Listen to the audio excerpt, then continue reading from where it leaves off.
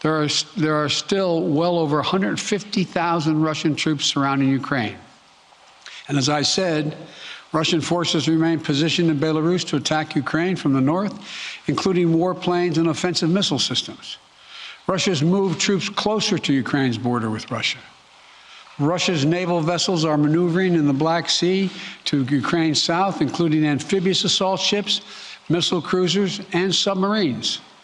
Russia's moved supplies of blood and medical equipment into position on their border. You don't need blood unless you plan on starting a war. Over the last few days, we've seen much of the playbook that Secretary Blinken laid out last week in the United Nations Security Council come to pass. A major increase in military provocations and false flag events along the line of contact in the Donbass. Dramatically staged, conveniently on-camera meeting of Putin's Security Council to grandstand for the Russian public. And now political provocation of recognizing sovereign Ukrainian territory as so-called independent republics in clear violation, again, of international law. President Putin has sought authorization from the Russian parliament to use military force outside of Russian territory. And this set the stage for further pretexts of further provocations by Russia to try to justify further military action.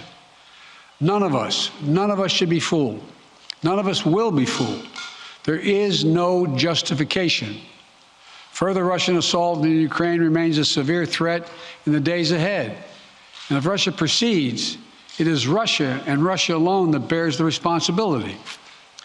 As we respond, my administration is using every tool at our disposal to protect American businesses and consumers from rising prices at the pump. As I said last week, defending freedom will have cost for us as well and here at home. We need to be honest about that. But as we do this, I'm going to take robust action to make sure the pain of our sanctions is targeted at the Russian economy, not ours. We're closely monitoring energy supplies for any disruption. We're executing a plan in coordination with major oil-producing consumers and producers toward a collective investment to secure stability in global energy supplies. This will blunt gas prices.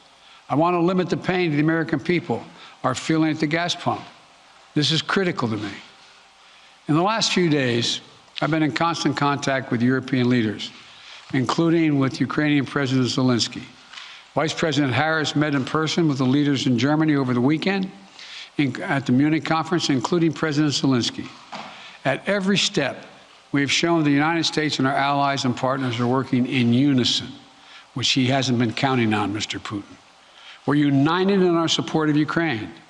We are united in our opposition to Russian aggression. And we're united in our resolve to defend our NATO alliance. And we're united in our understanding of the urgency and seriousness of the threat Russia is making to global peace and stability.